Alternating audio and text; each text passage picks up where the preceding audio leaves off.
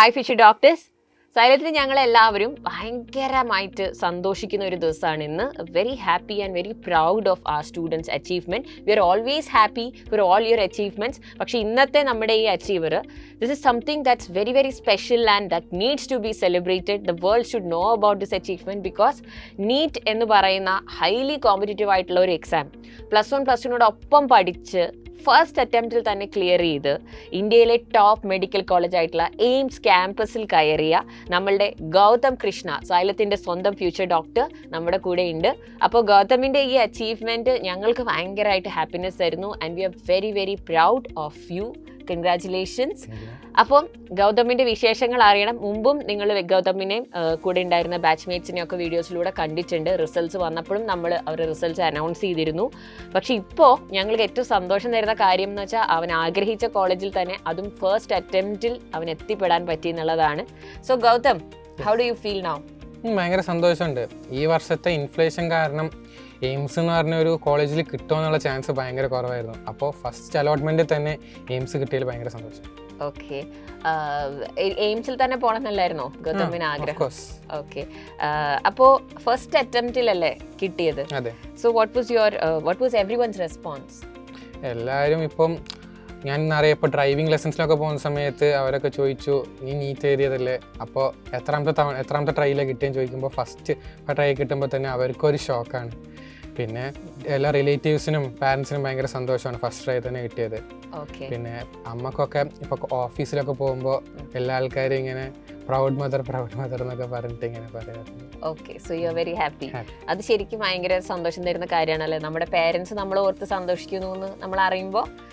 Isn't that a proud thing for all of us? അതാണ് എൻ്റെ ഏറ്റവും വലിയ ആഗ്രഹമായിരുന്നു, എൻ്റെ പാരൻസിനെ പ്രൗഡാക്കണം. പിന്നെ അവർക്ക് ഗൗതമിൻ്റെ പാരൻസ് ആണെന്ന് പറയുമ്പോൾ ഒരു പ്രൗഡ് ഫീൽ ചെയ്യാൻ വേണ്ടിയിട്ടുള്ള ഒരു ഇതായിരുന്നു. ഓക്കെ, അപ്പോൾ എയിംസിലേക്ക് പോകാൻ റെഡി ആയോ? അലോട്ട്മെൻറ്റ് കിട്ടിയപ്പം അഡ്മിഷൻ കിട്ടി, ഇനി മെഡിക്കൽ ടെസ്റ്റും കൂടി ബാക്കിയുണ്ട്. ഓക്കെ, അവിടെ പോയി ക്യാമ്പസ് ഒക്കെ കണ്ടോ? വളരെ വലിയ ക്യാമ്പസാണ്.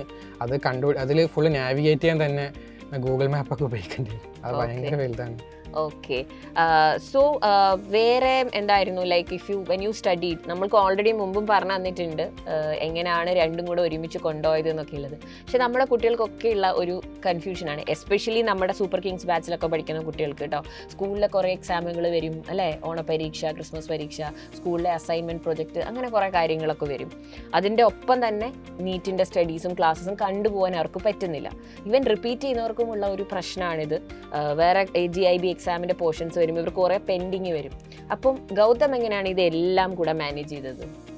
ബാക്ക്ലോഗ്സ് ഒന്നും ഉണ്ടായില്ല എന്ന് പറയാൻ പറ്റില്ല. എനിക്ക് നിറയെ ഹെൽത്ത് പ്രോബ്ലംസ് എല്ലാം കൊണ്ട് എനിക്ക് ബാക്ക്ലോഗ്സ് എന്ന് പറഞ്ഞാൽ ഭയങ്കര കൂടുതലുണ്ടായിരുന്നു. പിന്നെ ആദ്യം എൻ്റെ ഫസ്റ്റ് പ്രയോറിറ്റി സ്കൂളിലത്തെ കാര്യങ്ങൾ എങ്ങനെയെങ്കിലും മാനേജ് ചെയ്ത് തീർക്കാനായിരുന്നു.